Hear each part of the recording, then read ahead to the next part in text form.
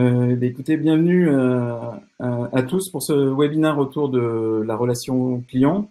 Donc c'est vrai que l'expérience client est apparue comme un sujet essentiel et notamment durant ce temps de crise, mais aussi on va le voir pendant cette session aussi comme un accélérateur business indispensable. Donc c'est ce que nous vous proposons de découvrir pendant ces 45 minutes. Pour animer ce webinaire, trois intervenants. Shams, donc en charge du marketing chez Zendesk. Julien, qui anime l'offre Zendesk chez Kerus. Et moi-même, Yannick. Pour ce webinaire, en fait, nous vous proposons trois séquences que nous avons rythmées. Dans un premier temps, nous proposons d'échanger sur les tendances autour de l'expérience client en 2020. Zendesk conduit un certain nombre d'études sur le sujet et on vous propose de partager les tendances qu'on a pu identifier autour de ce sujet. Le deuxième temps, c'est pouvoir vous partager aussi un certain nombre de bonnes pratiques ou du moins un certain nombre de thématiques pour avancer sur ce type de sujet dans un contexte un peu incertain. Et puis, troisième temps, c'est de vous faire une démonstration de la suite Zendesk, dans cette plateforme omnicanal qui permet de gérer toute la partie relation client. Donc, alors, point important aussi, nous pourrons prendre aussi un certain nombre de questions s'il nous reste un petit peu de temps. Donc, vous pouvez poser vos questions et à la fin du webinaire, on essaiera de prendre quelques questions. S'il ne nous reste pas assez de temps pour pouvoir échanger sur les questions, bien entendu, on vous répondra par mail à vos questions. Donc, première séquence autour des tendances, autour de l'expérience client en 2020. Donc, Shams, si tu peux nous partager les différentes tendances que vous avez pu voir chez Zendesk sur ce sujet. Merci Yannick, bonjour à tous et ravi de participer à ce webinaire auprès de Kerus, notre partenaire privilégié chez Zendesk. On va, comme Yannick le disait, voir un peu les tendances de l'expérience client 2020. Donc c'est une étude que nous menons tous les ans chez Zendesk dans le monde pour prendre un peu la température des tendances principales. Cette étude est menée depuis maintenant 3 ans. Et ce qu'on va voir aujourd'hui, c'est les 5 tendances clés qui ressortent pour l'année 2020. Alors, avant de commencer, il est important de donner un peu un cadre à ce benchmark qui a été réalisé auprès de 45 000 entreprises clientes Zendesk payantes. Comme on le voit aussi, c'est un peu le patch des répondants par continent. Par exemple, en Europe, on a eu 15 000 entreprises clientes qui ont répondu. La particularité cette année, c'est qu'on a aussi élargi notre étude à d'autres départements, comme le département commercial, par exemple, pour voir un peu comment ils interagissent avec les services clients et l'importance aussi de collaborer en interne. Avant de plonger dans les différentes tendances, j'aimerais vous partager aussi l'importance de l'expérience client et comment elle favorise la loyauté. Donc là, c'est un peu le top tendance que nous avons vu par rapport aux différents répondants. C'est les facteurs qui permettent d'être fidèles à une marque. Donc rien d'étonnant quand on voit que le prix est en première position, mais ce qui est vraiment intéressant à voir ici, c'est que le service client prend de plus en plus d'importance et se positionne en deuxième position. Donc certes, il y a le prix, mais l'expérience que vous allez offrir à vos clients va aussi avoir un impact très très important pour pouvoir fidéliser vos clients. Alors, première tendance, c'est que chaque interaction client fait partie d'une conversation. Ça peut paraître banal comme phrase, mais il est important de voir un peu un historique sur l'évolution du service client et aussi des interactions. Historiquement, on parlait de tickets. Donc, pour ceux qui sont dans l'expérience client et service client depuis un moment, on parlait toujours de tickets. On continue à parler du ticket. On parle de ticket unique. Par la suite, on a évolué vers l'interaction, donc comment interagir avec mes clients. Et aujourd'hui, on parle de plus en plus de conversation. Donc, comment garder cette conversation fluide, qu'importe le canal, pour offrir une bonne expérience client. Ce qu'on remarque, c'est qu'il y a aujourd'hui un gros décalage entre les canaux qui sont souhaités par les clients, qui sont même, enfin, ça peut être vous et moi par exemple, et ceux qui sont proposés par les directions de l'expérience client. Aujourd'hui, on remarque ce décalage et ce que veulent les clients, c'est pouvoir interagir, pardon, avec les marques selon leurs, on va dire, canaux favoris et ceux qu'ils utilisent dans la vie quotidienne. Certes, le téléphone et l'email restent en top, on va dire, utilisation parce que la majorité des services clients proposent ces canaux traditionnels.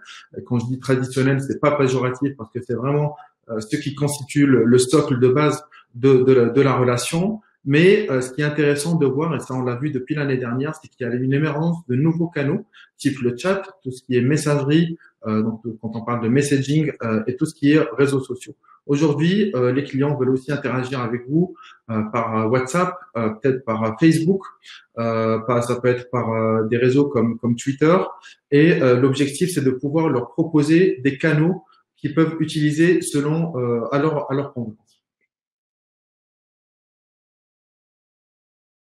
La deuxième tendance, c'est que les clients s'attendent à ce que l'ensemble de l'entreprise puisse collaborer pour améliorer cette expérience client. Qu'est-ce que ça veut dire? C'est aujourd'hui, on peut penser on a tous vécu ça peut-être à un moment ou un autre de notre vie, en étant en relation avec un service client pour résoudre un problème, et on ressent que l'agent qui prend notre demande n'est pas forcément à l'aise ou n'a pas forcément les bonnes informations.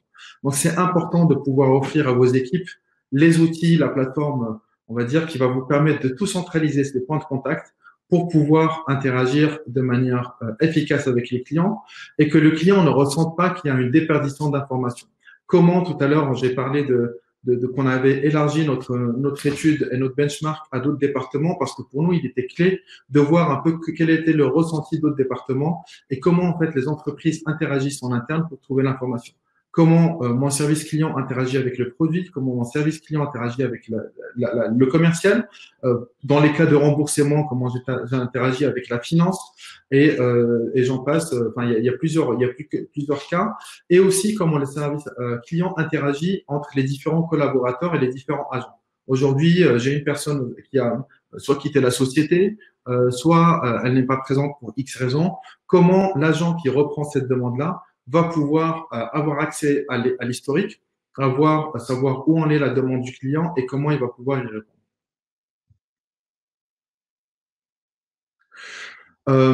Je parlais tout à l'heure des responsables commerciaux. Aujourd'hui, ils s'attendent, en fait, sur une des questions qu'on leur a posées, c'est qu'ils s'attendent à une augmentation du chiffre d'affaires quand il y a une importante collaboration entre les différents services.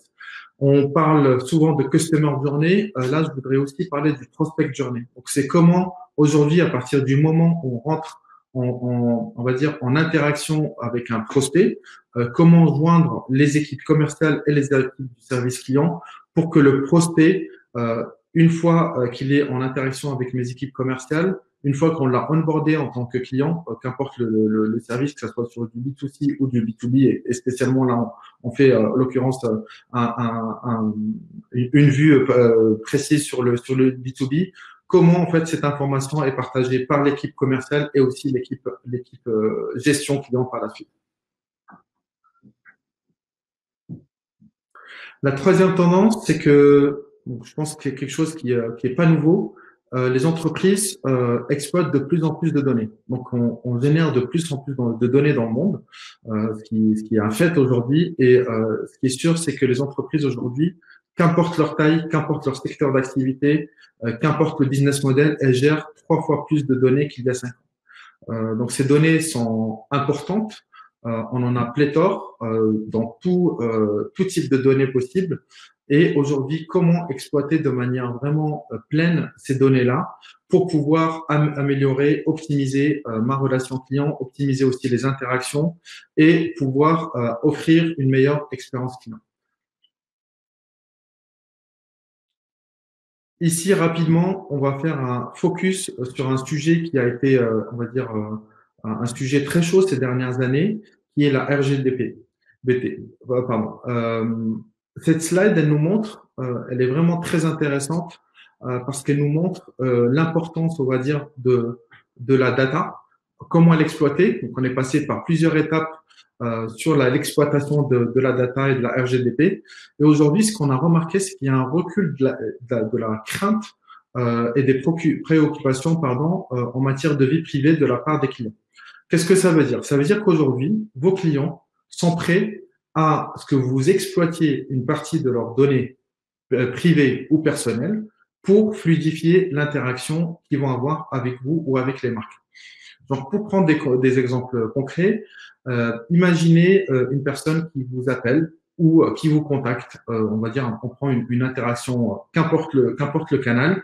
Aujourd'hui, les clients vont être d'accord pour que vous exploitiez certaines données, type une adresse mail, un numéro de téléphone, tant que ces données-là vont simplifier l'interaction qu'ils vont avoir avec vous. Si ça peut leur faire gagner du temps, imaginez par exemple la personne vous appelle par téléphone, si vous avez la possibilité de reconnaître son numéro de téléphone pour accéder beaucoup plus facilement à sa demande et pouvoir passer certaines étapes et gagner du temps, les clients sont prêts à le partager. Quatrième tendance, l'intelligence artificielle. Donc, c'est un sujet qui peut paraître à la mode, on en parle de plus en plus. Comment intégrer l'intelligence artificielle? Il y a un point à préciser, c'est qu'on ne peut pas dissocier l'intelligence artificielle de la data, le point qu'on a vu précédemment, et aussi du machine learning. Donc, l'intelligence artificielle arrive de plus en plus dans les services clients. Si on passe à la slide suivante, on remarque aujourd'hui qu'en France, les clients sont prêts à interagir avec un bot, sont prêts à savoir que il y a de l'intelligence artificielle qui est utilisée, encore une fois, pour faciliter cette interaction et gagner du temps dans la résolution de leur demande. Donc, typiquement, les clients, tant qu'en fait le bot ce bot-là va pouvoir leur faciliter leur demande et éviter à ce qu'ils rentrent en contact avec un agent qui règle leur demande par eux-mêmes, cela ne leur pose pas de problème. Alors, dernière tendance, c'est que l'expérience client devient la priorité des équipes de direction. Un point essentiel dans cette tendance-là, c'est que les directions aujourd'hui prennent vraiment la main sur le sujet de l'expérience client.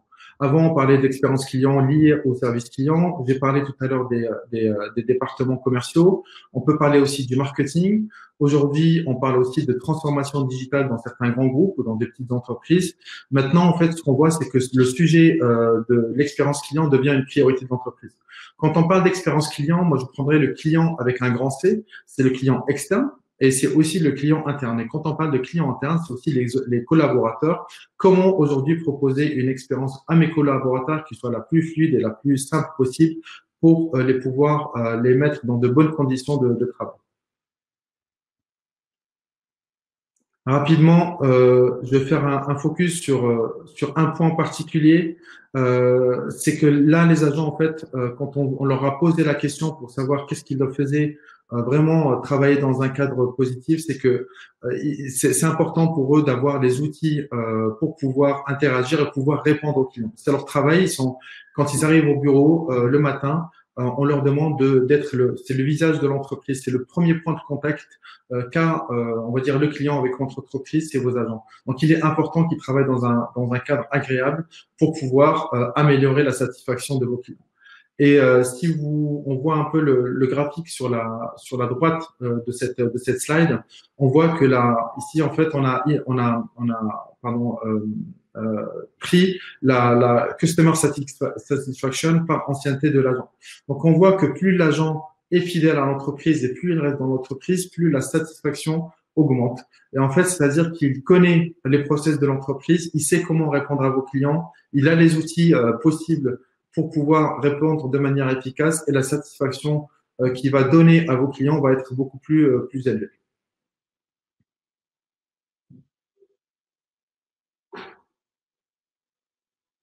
Slide suivant, s'il vous plaît. Alors, pour récapituler rapidement, en fait, on va prendre 3 piliers, comme on l'a vu dans les 5 tendances. C'est une conversation, donc comment être dans une activité conversationnelle avec un service client automatisé grâce à l'intelligence artificielle. Des équipes connectées, comme on l'a vu avec la dernière tendance. Donc, la collaboration interne est super importante, mais aussi comment avoir une plateforme CRM qui soit ouverte et qui va pouvoir harmoniser tous les différents canaux. L'expérience client devient stratégique, donc l'expérience client au cœur des préoccupations du management, comme on l'a vu avec la tendance numéro 5.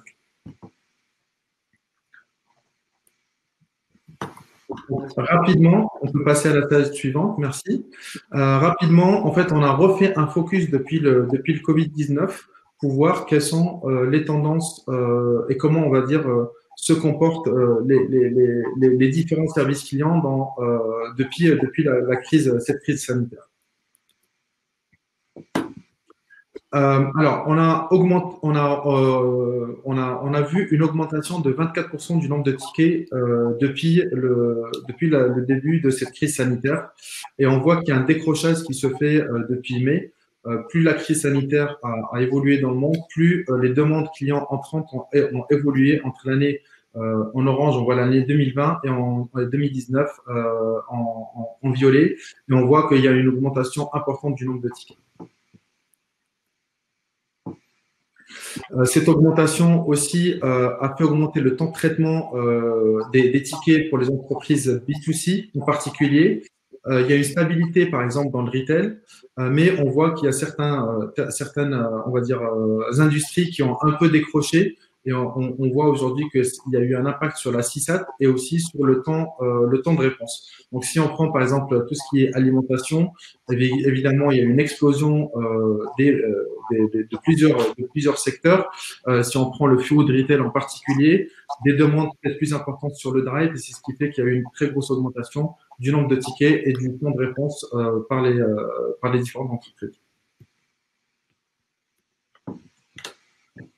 Dernier point qui est aussi, et ça rejoint un peu les tendances qu'on a présentées tout à l'heure, c'est l'augmentation des requêtes liées au messaging et au chat.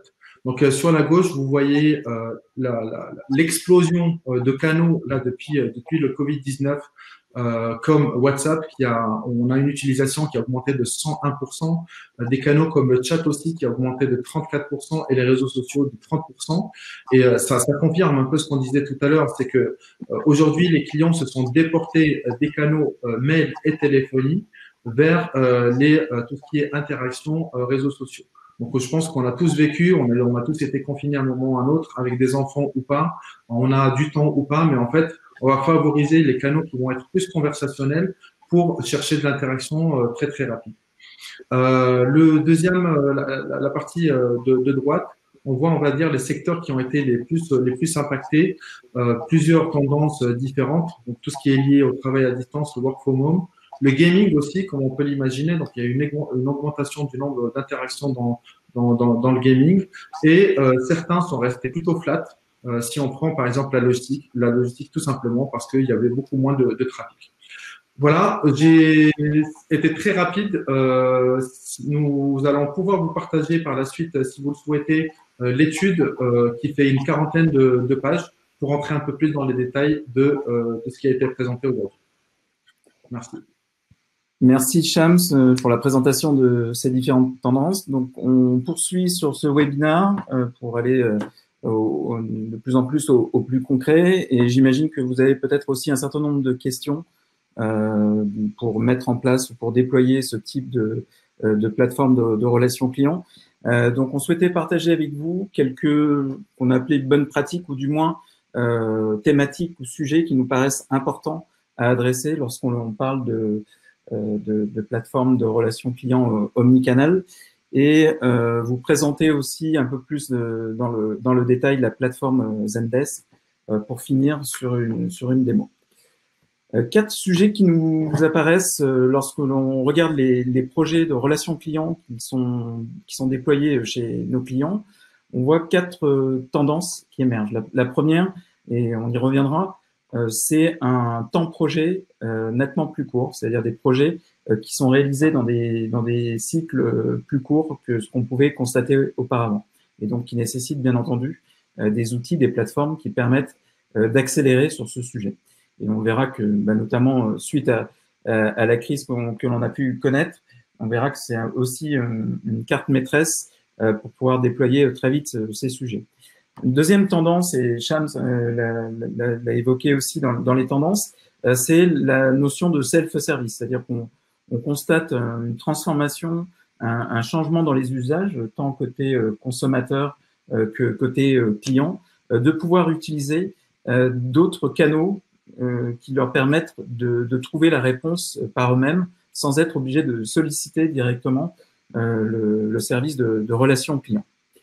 Le troisième, et c'était, on le voyait dans les dernières tendances évoquées, et on le voit de plus en plus sur un certain nombre de sujets, c'est l'émergence des messageries, notamment des messageries instantanées, qui sont en forte croissance et donc qui génèrent des interactions de plus en plus importantes et qui doivent être gérées comme toute interaction, que ce soit du téléphone, mail ou autre, de pouvoir gérer cet aspect messagerie instantanée. Et puis, dernière tendance, c'est plutôt sur la manière de piloter ou du moins de déployer ce type de projet avec des démarches plus itératives, plus collaboratives aussi dans la manière de déployer ces projets auprès des collaborateurs.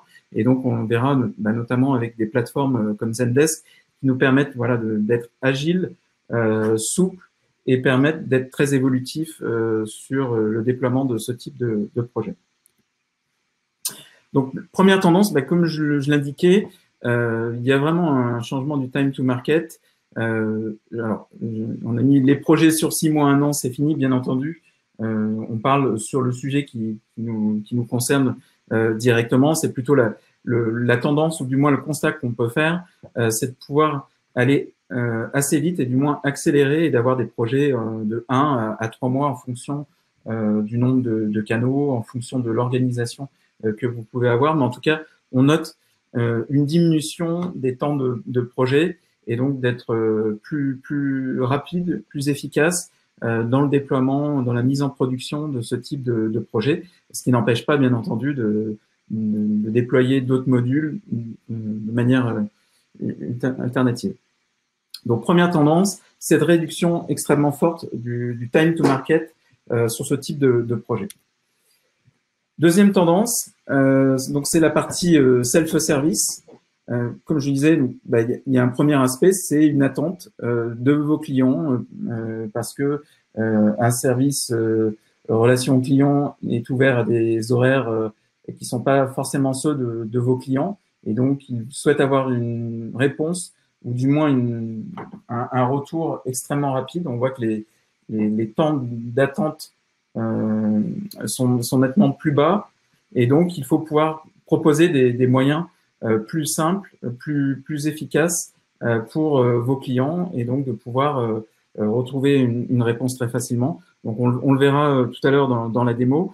Ça passe par des bases de connaissances qui permettent de pouvoir accéder plus facilement, de poser des questions, de trouver les réponses. Je sais pas, j'ai des questions liées au suivi de ma commande. C'est peut-être plus facile d'aller rechercher dans des bases de connaissances. Et point important, d'utiliser finalement toutes les connaissances qui sont générées par vos équipes d'assistance qui répondent à un certain nombre d'appels et qui connaissent aussi les sujets qui sont générateurs de nouvelles demandes et donc qui peuvent être facilement résolus au travers de ce type de base de connaissances.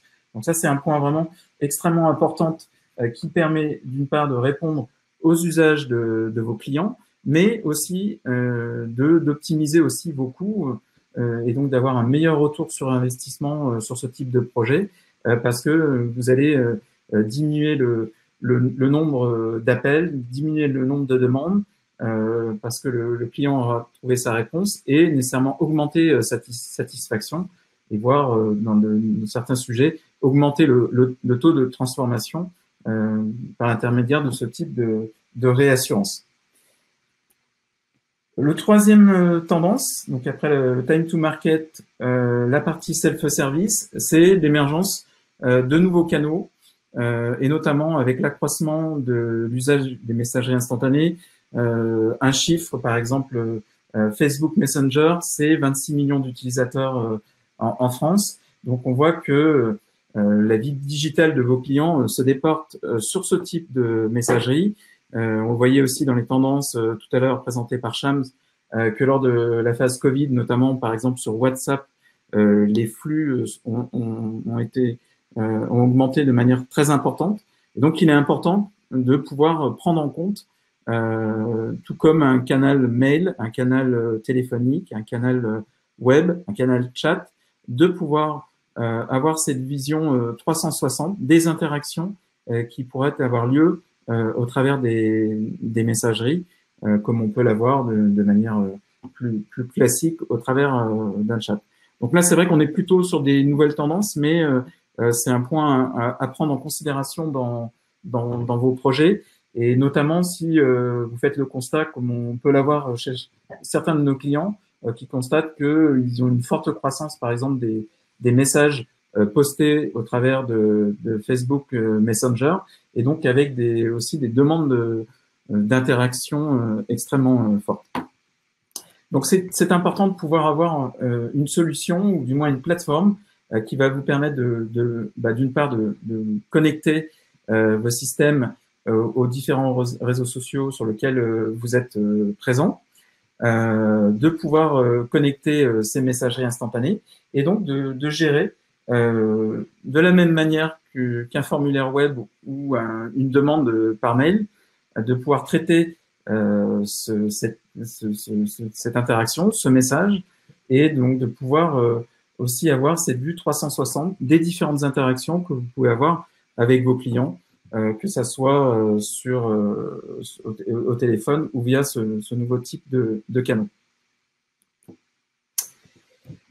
Alors, quatrième tendance, c'est plutôt l'approche sur ce type de projet. C'est vrai que longtemps, ce type de plateforme était plutôt des plateformes qui n'étaient pas en mode SaaS, c'est-à-dire sur abonnement dans le cloud, et donc générer des projets d'infra extrêmement lourds à gérer, et donc un temps de déploiement très très lourd, et puis aussi des difficultés à changer les règles, et on verra que cette agilité est extrêmement importante pour pouvoir vous adapter à chaque fois aux nouvelles évolutions, aux nouveaux usages de vos clients, et puis pouvoir rajouter très facilement des nouveaux canaux.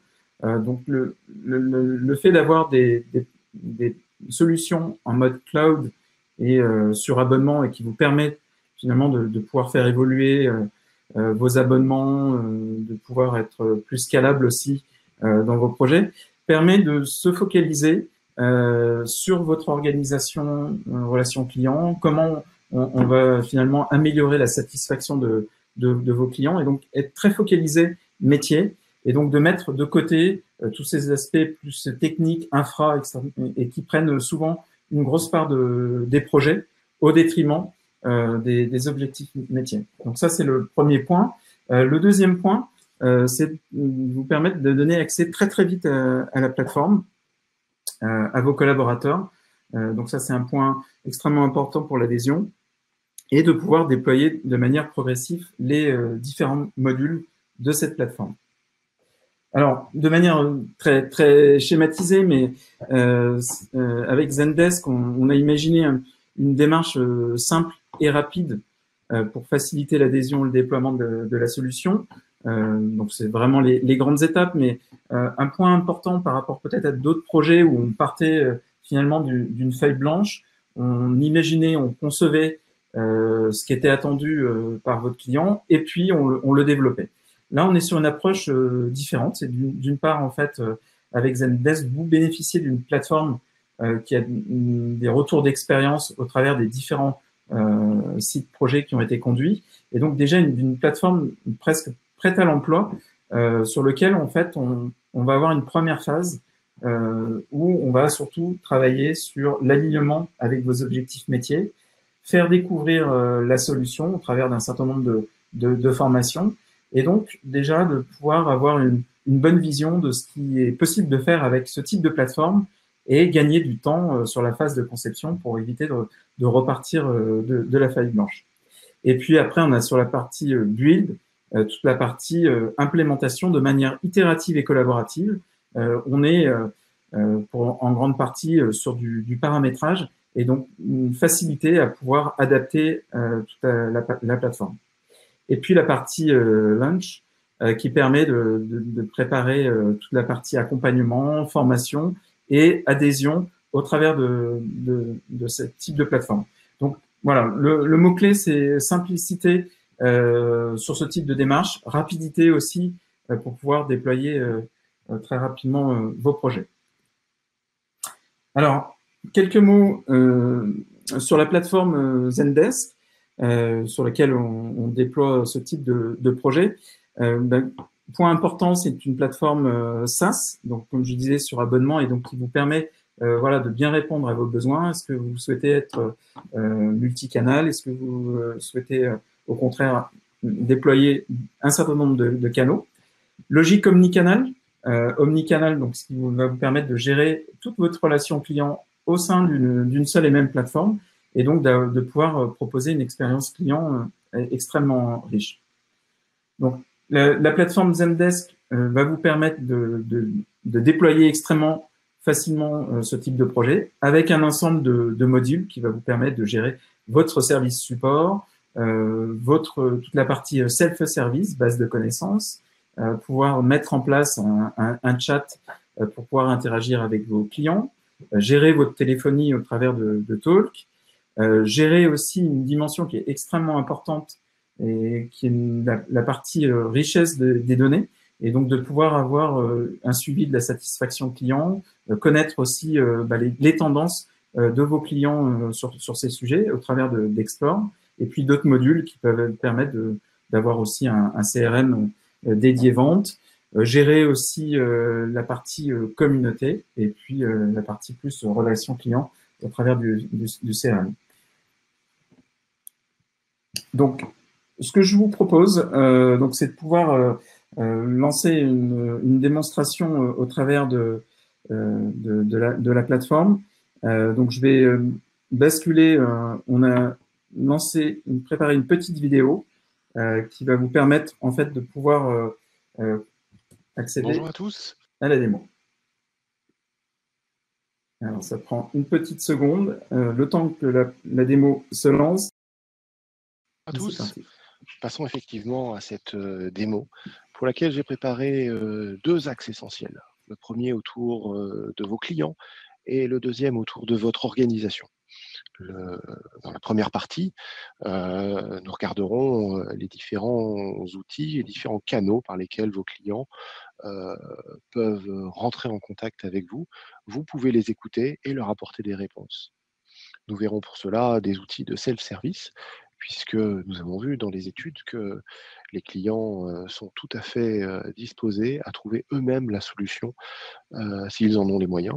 Nous verrons après différents canaux qui permettent de rentrer en contact, une solution véritablement multicanale avec Zendesk, et au travers de tout cela, comment vos clients trouvent des réponses rapidement, ou alors arrivent à rentrer en contact facilement et naturellement par le canal qui leur convient le mieux, rentrer en contact avec vous-même. De l'autre côté, votre organisation, comment la rendre plus souple et plus performante? Eh bien, ce sera avec une console que nous irons détailler, une console unifiée. Nous verrons que tous les canaux amènent leurs tickets au même endroit. Et c'est ainsi plus simple pour vos agents de retrouver tous ces tickets et d'y apporter des réponses, d'optimiser leur travail. Nous allons voir différents automatismes, différentes macros qui permettent de gagner du temps et d'être plus efficaces, et globalement de simplifier l'organisation de vos équipes et leur fonctionnement. Alors, pour cette démo, je ferai appel à plusieurs profils. J'ai deux profils clients, ce sera Michel et Alex, et deux profils agents, ce sera Tony et Lisa. Allons-y. Passons maintenant à la démo. Alors, je vous propose de commencer, je vous l'avais un petit peu dit, avec le centre d'aide. C'est l'endroit où vous allez proposer du support à vos clients en ligne. Là, un centre d'aide, ce sont des catégories et des questions, des réponses qui sont apportées. J'ai préparé ici quelques catégories autour éventuellement des données personnelles, des commandes, des comptes clients. Ces catégories, on peut naviguer dedans, retrouver des informations sur une commande qu'on a reçue, et la question qui pourrait se poser associée, comment passer commande, et sur des commandes en cours. Par exemple, je souhaite modifier ma commande. Et ici, je trouve assez naturellement, bien rangé comme il se doit, l'article qui explique, comment, modifier ma commande, soit, en ajoutant des services, soit en supprimant des articles, changer les coordonnées. Voilà, à la fin de cette page d'exemple, comme toujours dans Zendesk, l'avis du client compte. C'est le client qu'on veut servir à la fin et c'est vraiment lui qu'on veut satisfaire. Cet article vous a-t-il été utile? Oui ou non? Et c'est en répondant à ce genre de questions qu'on pourra avoir des stats sur la pertinence des articles et améliorer ces articles. Voilà une première manière de naviguer dans cette base de connaissances. L'autre manière, c'est pour trouver une réponse, eh bien, poser une question. Par exemple, sur la donnée. Et là, je vois que le système est assez malin, puisque avant même que j'ai posé ma question, il me propose déjà des articles. Allons quand même consulter le résultat de la recherche. Sur la base de connaissances, on retrouve un certain nombre d'éléments. Euh, je ne rentre pas dedans, on retrouverait d'autres types d'articles, des articles qui sont associés à la question que j'ai posée. Sur la colonne de droite, un produit de la gamme de Zendesk Support que je n'illustrerai pas aujourd'hui.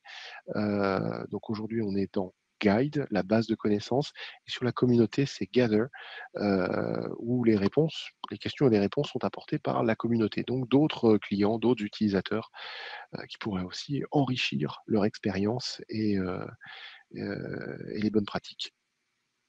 Alors, si malgré tout cela, je n'ai pas eu réponse à mes questions, en bas de page, je suis invité à envoyer une demande. Je pourrais aussi envoyer une demande ici en haut. Allons envoyer cette demande. Alors, imaginons que je suis connecté. Utilisons le profil d'Alex. Là, je me connecte. Maintenant, je suis reconnu. Donc, la première question n'est pas quel est votre email, puisqu'elle est connue, mais tout autre type on rentre vraiment dans le vif du sujet. Et justement, je tape mon sujet, et là, à nouveau, le système intercepte le sujet et me propose des articles que je n'aurais pas forcément explorés. Donc, tous ces articles et toutes ces options de self-service sont finalement des tickets qu'on essaye de répondre avant même qu'ils sollicitent vos centres de relations clients et vos agents. Économie de temps, économie de temps pour votre client, pour vous, et efficacité. Ici, allons-y, postons une question, je pourrais rajouter des pièces jointes. Allons-y. Voilà, premier canal autour de ce formulaire de contact. Ici, je retrouve eh bien, la synthèse et je pourrais aller dans mes activités, voir la liste de toutes les demandes que j'ai pu poster au cours de ces derniers jours. Les plus perspicaces, les plus observateurs d'entre vous auront peut-être repéré cette petite bulle en bas à droite qui est un widget, qui est encore un autre canal pour entrer en communication. Ici, c'est un moteur de recherche. Donc, je pourrais reposer à nouveau ma question sur les données, retrouver mes résultats et avoir la possibilité là de laisser un message et à nouveau en tant que Alex client, poster un petit message. Ça, on l'a déjà fait. Donc, je vous propose qu'on aille sur quelque chose d'un tout petit peu différent et que cette fois-ci, on puisse rentrer non pas dans un formulaire, mais en interaction chat. Alors pour cela, je vais tout de suite me connecter avec un de mes agents qui va se mettre en ligne sur Zendesk Chat. Alors, le voilà qui se met en ligne. Je garde cette fenêtre sur le côté.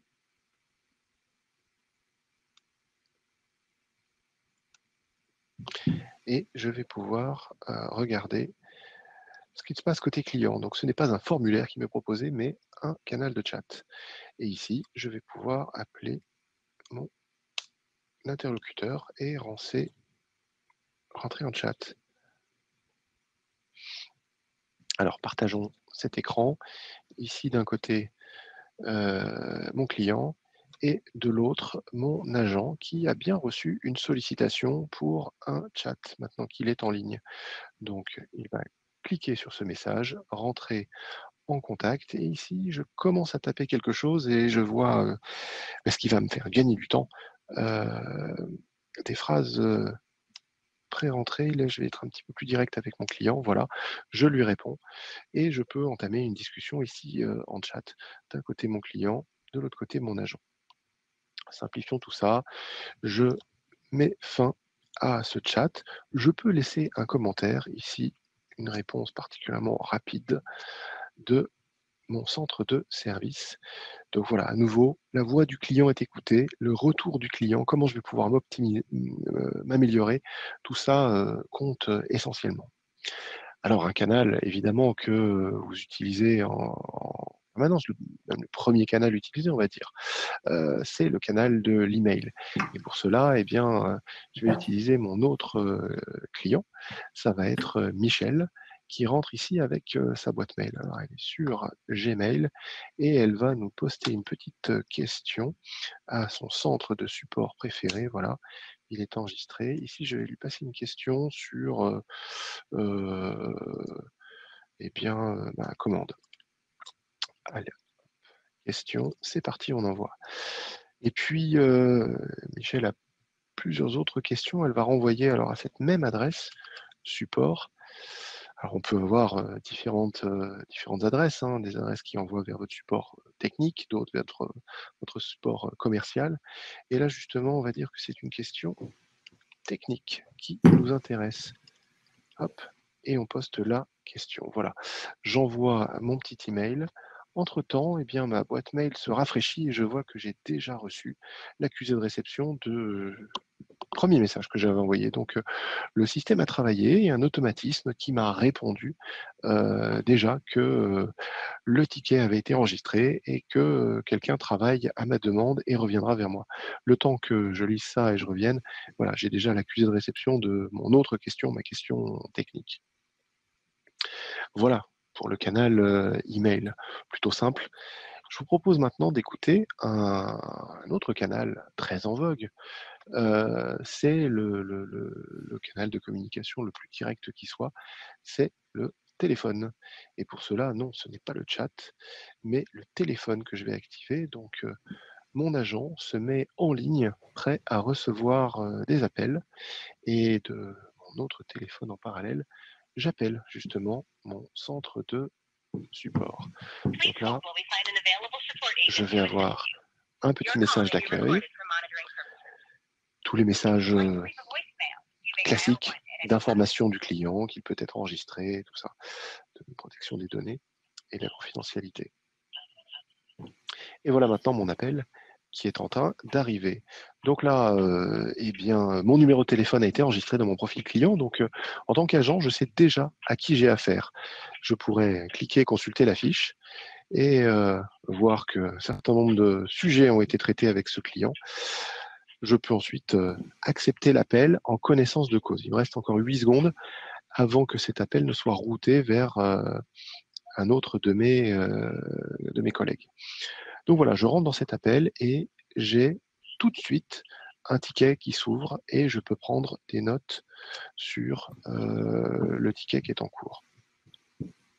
Voilà, je fais très très vite, je ne vous apprends pas ce que c'est qu'une conversation téléphonique, la possibilité de mettre en pause, de couper le micro, de transférer à un collègue. Je pourrais transférer par exemple à Lisa, voilà, je la retrouve ici, mais voilà, je vais plutôt raccrocher mon appel. On fait simple. Passons à la suite. Dernier canal que je voulais vous montrer, particulièrement important aujourd'hui, alors qu'il n'est pas possible, en déconfinement c'est possible, mais il n'a pas été possible pendant 2 mois d'aller en magasin. Donc évidemment, on ne se fait pas son idée soi-même de ces produits. Donc on va consulter eh bien, les réseaux sociaux. Alors, je retrouve ma fenêtre de mon réseau social préféré. Le voilà. Alors, il s'agit de la page Facebook dédiée à ma marque. Et ici, bien, le mur, tout ce que l'on peut trouver classiquement, mais évidemment la possibilité d'envoyer un message. Et ici, je vais envoyer un petit message. Et j'ai connecté évidemment ça à Zendesk. Vous avez vu dans la présentation juste avant, différents réseaux sociaux sont possibles. Là, je passe par Facebook et Messenger, WhatsApp aussi est supporté dans Zendesk. Donc, d'autres canaux qui permettent d'écouter vos clients et de leur apporter des réponses. Alors justement, passons du côté des agents. Je ferme toutes ces fenêtres côté client. Je reviens côté agent. Et là, côté agent, ben, il s'est passé des choses parce que on a ouvert quelques tickets et maintenant, nous allons pouvoir les parcourir. Alors là, vous avez vu, je reste encore ici, pas disponible pour de nouveaux appels parce que je suis en train de prendre des notes. Donc voilà, je vais fermer ça. Et puis, pour ne pas être dérangé, hop, je me mets hors ligne. Alors revenons sur les tickets que nous avons générés juste avant. Et je vais vous montrer que cette interface permet de tout rassembler au même endroit. Alors, il y a certains tickets qui sont assignés chez moi et globalement, mais en fait, il y a d'autres tickets aussi hein, qui sont repris. Alors, on va rentrer dans le ticket que j'ai ouvert par formulaire. C'était celui-là, hein, c'était celui au sujet de la fraude. Donc là, c'est le premier ticket que j'avais émis. C'était Alex, vous vous souvenez, qui était connecté sur mon portail, qui m'avait envoyé cette question. Alors Alex, j'ai les détails hein, de son profil, j'ai son email, je sais de quelle société il fait partie, puis j'ai même l'historique des interactions que j'ai eues avec lui. Je vois ensuite ce ticket et quelques références éventuellement en priorité normale. Et là, ce sont tous les champs que je vais pouvoir ajouter au ticket. On customise ça évidemment avec vous. Là, je suis sur un modèle plutôt simple. Donc ici au milieu, le cœur du ticket, je retrouve la question. Ici, j'apporterai une réponse. Soit une réponse publique directement à Alex, alors par mail, puisque c'est son adresse mail qu'il m'a laissé, soit je peux laisser aussi une note interne pour laisser ce ticket et revenir un petit peu plus tard. J'ai aussi la possibilité de solliciter des collègues par des conversations annexes et appeler par exemple Lisa à la rescousse pour qu'elle me dise son avis, ton avis sur ce ticket. Voilà, différents moyens de communiquer et de résoudre ces questions posées par des clients en équipe, tout en gardant le tracking dans le ticket de tout ce qu'il se passe. Alors voilà, ici, je réponds à mon client et j'entame ma conversation et mon suivi au travers de ce ticket. Alors, allons regarder un autre ticket, c'était le ticket de Messenger que je viens d'envoyer. Donc ici, je reçois ce ticket et eh bien, la première chose que je vais pouvoir faire, c'est répondre. Et là, gain de temps, je vais vous montrer une petite macro qui a été prévue à cet effet. Voilà, elle répond tout de suite. Bonjour Michel, nous répondons le plus vite possible par le canal qui vous conviendra le mieux. Ici, par Messenger, pas de problème. Comment puis-je vous aider? Et je renvoie ce ticket et vous allez voir que ma macro, elle met ce ticket non pas en ouvert, mais en attente, puisque je demande au client ce qu'il attend de moi. Donc finalement, ce ticket est bien en attente. Et je vous montre en parallèle sur l'interface Messenger de Michel, elle a bien reçu sa petite réponse. Sur web, sur mobile, évidemment, voilà, c'est parti pour les interactions. Je vous montre un autre ticket que nous avions ouvert, c'était par email. Par email, j'avais une première question qui était une question commande. Et vous voyez que cette question, elle a été assignée au groupe assistance. Assistance parce que voilà, c'est une question générique et une réponse qui peut être apportée de manière générique. Alors, souvenez-vous, j'avais ouvert 2 tickets par email. J'avais ouvert la question commande, mais une question technique. Et ici, question technique, elle n'est pas allée au groupe d'assistance, elle a passé une étape quelque part, puisque j'ai mis un déclencheur qui écoute l'objet du mail et il a reconnu le mot technique et il a routé directement ce ticket vers l'équipe technique. On a peut-être gagné quelques heures de traitement en routant directement ce ticket vers un interlocuteur technique. Donc voilà, les déclencheurs, je vous ai montré une macro, je vous ai montré un déclencheur. Voilà des choses qui permettent d'aller plus vite et de gagner du temps pour vos agents. Alors, le chat, hein, on l'a mené avec nos écrans en parallèle, mais le ticket est là, il est toujours dans la liste, comme quoi cette interface, elle nous permet de retrouver tous nos tickets. Et ici, j'ai organisé ça par vue, c'est-à-dire que je vais retrouver mes tickets dans mes groupes, je vais retrouver des tickets en attente, des tickets non résolus, des tickets mis à jour récemment. Donc ici, c'est vu, on les configure comme on le souhaite, comme vous le souhaitez pour vous, votre efficacité. Alors évidemment, on a quelques astuces. J'aime bien notamment dans les astuces mettre des émoticônes ici, ça permet de retrouver nos catégories un petit peu plus vite. Et voilà, j'espère avoir fait le tour vraiment des fonctionnalités les plus simples. On pourrait parler encore d'un autre énorme volet de Zendesk qui est le reporting. On a toute une solution de reporting associée. On pourrait passer un webinar entier, d'ailleurs on le fera probablement, sur toute l'écoute des indicateurs, tout ce qui se passe, toutes les données qu'on génère là, en tirer des retours, des leçons et pouvoir eh bien, s'améliorer et savoir ce que pensent nos clients des services qu'on leur apporte. Voilà, je m'en arrête là pour cette démo aujourd'hui. N'hésitez pas si vous avez des questions, nous pourrons revenir sur vos cas d'usage à vous, évidemment. Donc, n'hésitez pas à nous expliquer ce que vous souhaitez faire et nous pourrons vous accompagner. À très bientôt.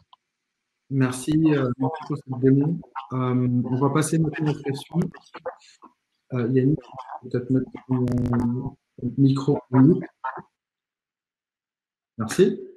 Alors, on va prendre les questions dans l'ordre d'apparition. Alors, la première, c'est les chiffres sont sur 2019 et 2020. J'imagine que le Covid-19 a un impact sur cette réduction des préoccupations en matière de vie privée. Donc, c'est une question d'Amandine. Alors, non, pas forcément, parce que l'étude a été réalisée en fin d'année dernière, en fait, quand on a fait le benchmark, et elle est sortie en début janvier. Donc, il n'y a pas forcément de corrélation entre le Covid et les résultats de l'étude en soi. Après, c'est un point qui est très pertinent à Amandine, parce que c'est quelque chose qu'on pourra maintenant effectivement on va dire challenger pour voir s'il y a un impact sur la vie privée et si les gens sont beaucoup plus à l'aise, on va dire depuis le Covid pour donner pour donner plus d'informations et autoriser les marques à utiliser leurs données privées. Alors, il y a une autre question, juste pour clarifier, ça va être très, très rapide. C'est une question d'Alain sur Explore. Est-ce un outil ou une solution? Alors, Explore, effectivement, merci de le rappeler, est la solution de business intelligence de Zendesk. En fait, c'est l'outil qui permet de centraliser toute la data dont on a parlé tout à l'heure pour pouvoir la traiter et l'optimiser selon les différents, on va dire, protagonistes dans l'entreprise, que ce soit l'agent ou, on va dire, les services, les managers et la direction pour voir où on en est sur les différents KPI que vous allez mettre en place en interne. Donc, typiquement, est-ce que c'est la C7? Est-ce que c'est le first time reply? Est-ce que c'est d'autres indicateurs que vous voulez mesurer? L'objectif, c'est de pouvoir tout centraliser par canal dans cet outil qui est Explore. Alors, j'ai aussi une question de Catherine. C'est est-ce que ce n'est pas lié au fait aussi que les services clients traditionnels étaient fermés? Donc, je pense que Catherine fait référence à l'étude depuis le Covid. Oui et non.